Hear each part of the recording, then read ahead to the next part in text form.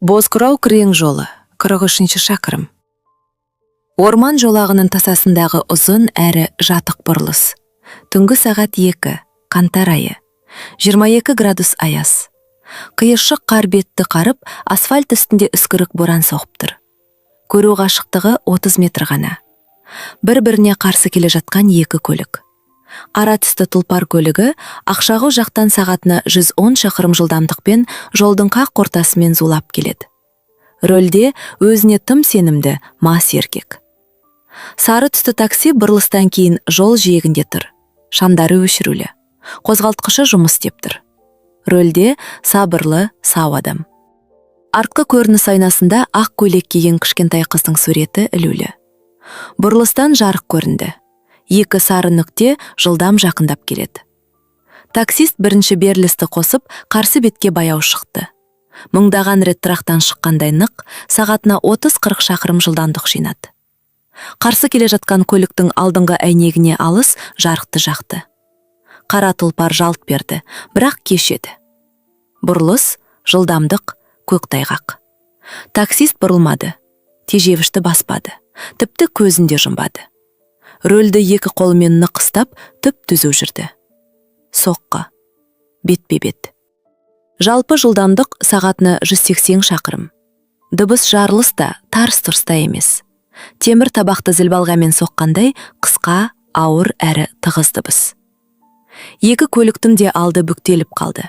Қозғалтқыштары салонның ішіне кіріп кетті. Алдыңғы әйнектер ішке қарай ірі тыздай шашылып алды. Көліктерді бір-бірінен 3 метрге лақтырып жіберді. Жол жиегіндегі қарға басып тастады. Көлік алдынан бу мен түтін бұрқырады.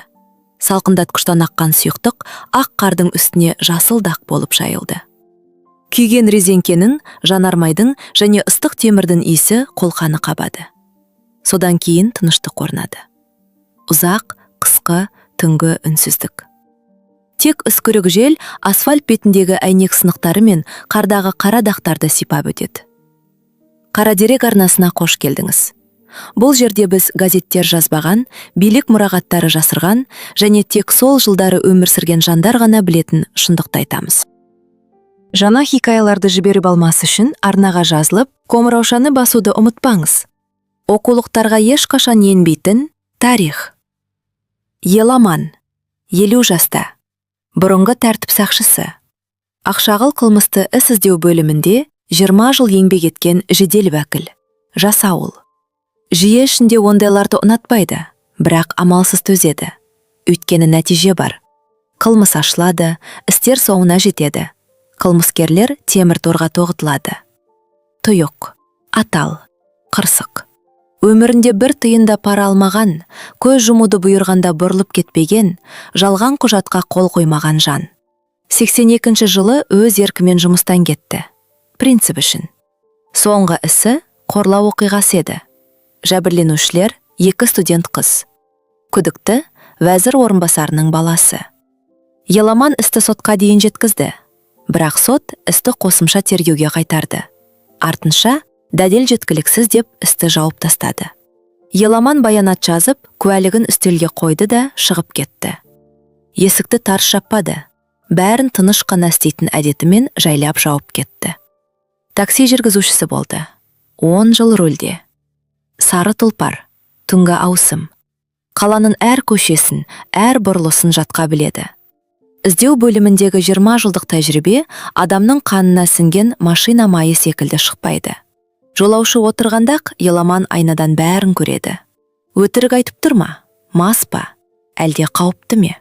Тәртіп сақшылары арасында байланыстары қалды. Бұрынғы әріптестері, серіктестері. 10 жыл бойы оларды мазаламады. Бірақ ол байланыстар қалтадағы қосалқы кілт секілдеді. Ақсәуле, жалғыз қызы, 18 жаста. Анасы Мәриям босану үстінде бақилық болды. Қан тоқтамады. Еламан сол кезде 32 жаста еді. Дәрігер шығып, қыз бала, 3200 грамм. Алла сабыр берсін деді.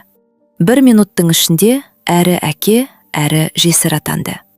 Қызын жалғыз өсірді. 18 жыл бойы әйел көмегінсіз, шағымсыз тәрбиеледі.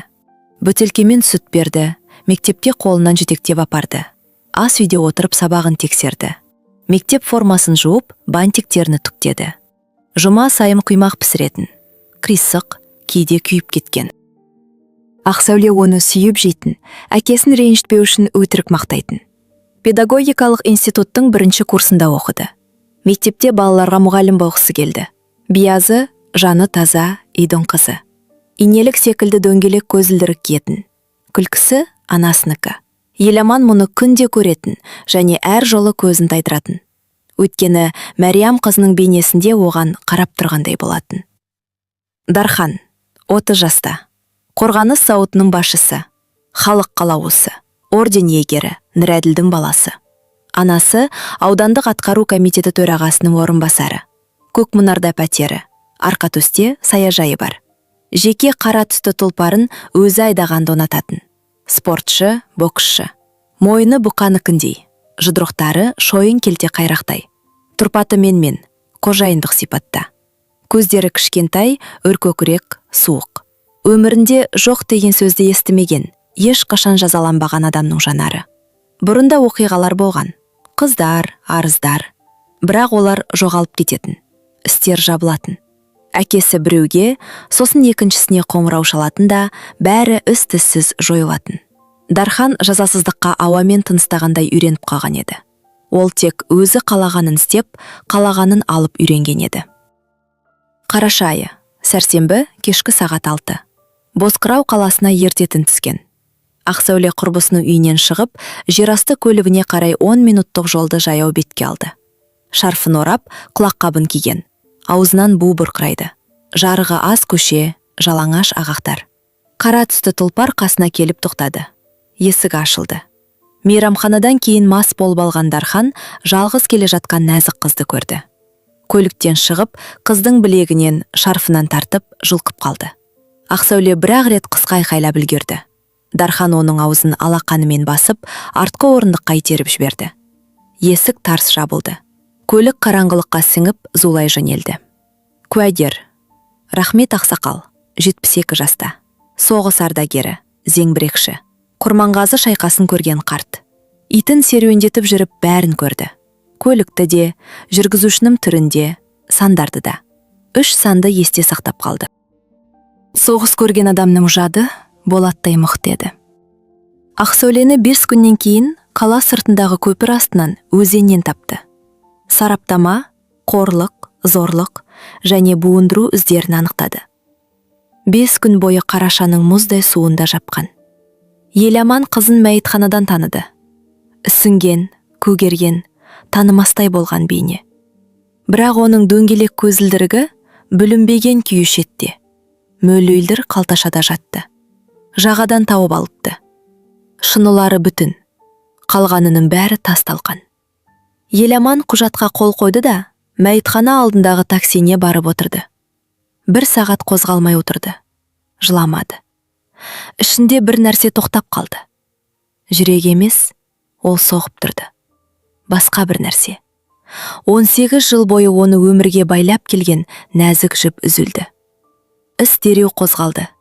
Тергеуші майор Қанат, Еламанның бұрынғы әріптесі, ескі мектептің тәрбиесін көрген адал маман. Ол әлгі 3 санды тексеріп, қара тұлпарды тауып, Нұрәділдің баласы Дарханға шықты. Заң бойынша тұтқындап, 3 күн камераға жапты. Дархан қорыққан жоқ. Бәрі қалай бітетін білетін. Бұрында болған. Қоңырау шалады. Қоңырау шалынды да. Қанатты тергеу басқармасының бастығына шақырды. Кабинет, жайылған кілем, төбедегі сурет. Отыр Қанат. Дарханның ісін жабамыз. Куәгер алжыған шал, 72 жаста. 6 санның 3-ін ғана біледі. Бұл дәлел емес. Сараптама болдыр, деді. Қанат қарсыласты. Мырза полковник, сараптама нақ. Куәгер сенімді.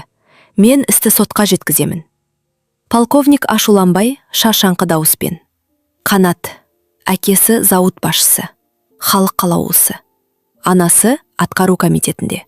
Түсінесің бе? Бұл өтініш емес, бұйрық, жап, деді. Дарханды босатты. Одан кешірім сұрады. Одан. Қанат кешкісін Еламанның үйіне келді. Ас үй, шәй, үнсіздік. Ұзақ отырды. Сосын Қанат. Еламан істі жаптырды. Жоғардан қоңырау түсті. Мен қолдан келгеннің бәрін жасадым. Кешір, деді. Бұрынғы тәртіп сақшыларына ғана тән өткір жанармен досына қарады. Еламан, мен саған ештеңе айтқан жоқпын. Бірақ Дархан әр сенбі сайын арқа төстегі саяжайына барады. Бозқырау күрең жолымен. Әрқашан мас, әрқашан түнде жалғыз жүреді. Алтын тор мейрамханасынан кейін 43-ші шақырымдағы орман тасасындағы бұрылыс. Менің даусымды ұмыт, және өзің білетінді істе. Ол орнынан тұрды да, артына бұрылмай шығып кетті. Еламан ас үйде жалғыз қалды. Шәйі суып, қолындағы шылымы басына дейін жанып, саусағын күйдірді. Бірақ ол сезбеді. Қабырғадағы суретке қарады.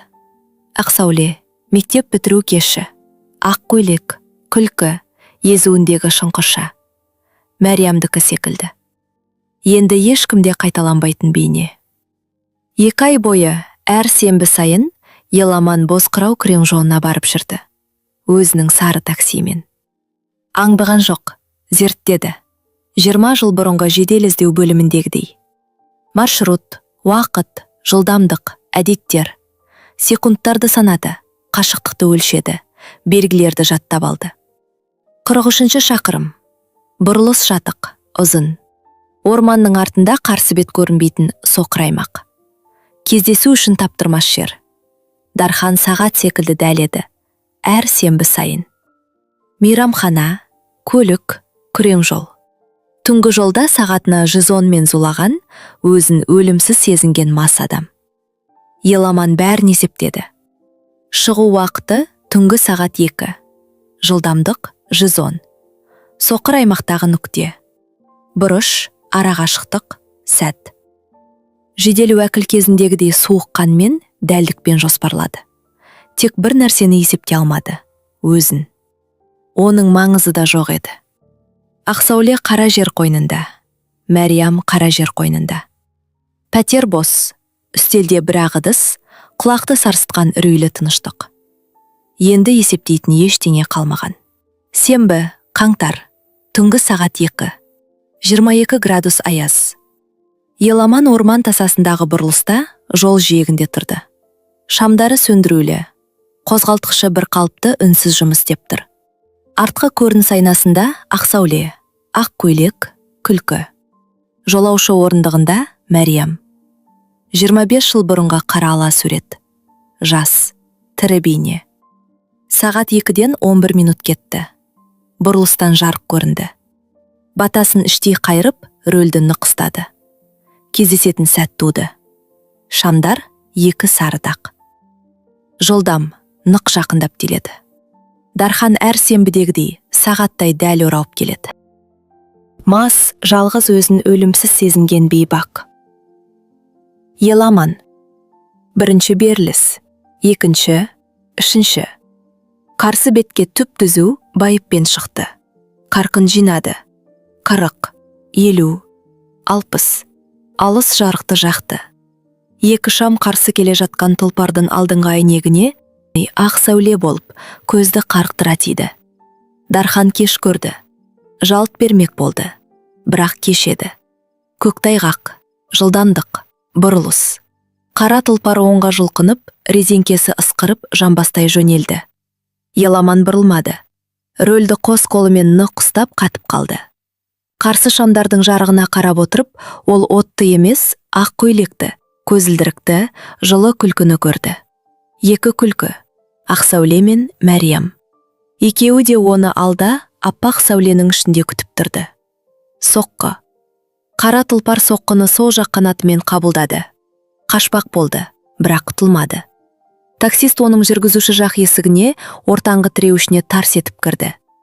Темір-темірге қаңылтырға пышақ сыққандай шыңғырып, шытырлап енді. 2 көлікті де ауаға көтеріп, айналдырып, жол жиегіне ұшырып жіберді. Қара тұлпар аударылып, төбесімен түсті де, асфальт бетімен 20 метрдей сүйретіліп барып, орға құлады. Такси қарғаға қадалып қалды. Көлік алды бүктелген. Төбесі басылып, есіктері кептеліп қалды. 2 көліктен де бу мен түтін шығып жатыр. Ақ қардың үстінде қара дақтар жайылды. Таксидің радиаторынан аққан салқындатқыш сұйықтық аппақ қар бетінде жасыл бояудай жарқырайды. Қара тұлпардан ештеңе аққан жоқ. Тыныштық. Тек үскірік жел асфальт бетіндегі әйнек сынықтарымен шашылған темір терсектерді сипап өтеді. Дархан сол сәтте тіл тартпай кетті. Есік тіреуші кеудесіне кіріп, рөл бағанасы үшін жарып жіберген. Денесі аударылған салонның ішінде, әйнек сынықтарының арасында етпетінен қысылып қалған. 30 жылдық жазасыз өмір қаңтардың түнінде, сағат 2-де, 43-ші шақырымда үзілді. Ештеңе сезбеді, қорыққан да жоқ. Көзін қарықтырған жарық пен мәңгілік қараңғылықтың арасы бір-ақ секунд болды. Еламан ажал аузында, рөл, құралдар панелі мен тежегіштер оның денесін қысып тастаған. Қабырғалары екі жағынан да сынған. Өкпесі тесілген. Жамбас сүйегі қираған. Екі аяғы тізеден төмен талқандалған. Ес-түссіз, сырылдап, ерніндегі қанды көбікпен әрең тыныс алып жатыр. Алғаш болып алыс жол жүргізушілері тоқтады. Үлкен жүк көлігі, екі жүргізуші, байланыс құралы. Жүгіріп барып шам жақты. Екі көлік, адам шошырлық көрініс, ор. Кезекші арқылы жедел жәрдем шақырды. 30 минуттан соң жетті. Тағы 40 минут бойы темірді кесіп, денесін суырып алды. Еламан сырылдап, тынысы бітіп бара жатса да, жаны шықпады. 50 жастағы бұрынғы тәртіп сақшысы, сіңірлі, мықты, өмірге бекем екен. Жансақтау бөлімі, аппақ төбе, түтікшелер, сымдар, құрылғылар. Дәрігерлер кіріп, мониторларға қарап, бастарын шайқады. Көптеген сынықтар, көкбауырдың жарылуы, мидың зақымдануы, ішкі қан кету. Жағдайы тым ауыр. Тірі қалу мүмкіндігі өте аз. 3 күн бойы өмір мен өлімнің арасында жатты. Аппақ төбе, құрылғылардың гуілі, түтікшелер мен дәрілер. Денесі жатқанымен, ішіндегі жаны әлде қайда алыста. Жарық пен қараңғының, жылы мен суықтың ортасында жүрді. 4-ші күні көзін ашты. Бозқырау қаласының бозғылт қысқы таңы. Терезеден түскен жарық әлсіз. Төбе аппақ, бөтен. Ауырсыну бүкіл денесін қаптаған. Бірақ көзі ашылды. Түнгі ауысынан кейін 20 жастардағы жас мейірбике келіп еңкейді. Еламан аға, мені естисіз бе?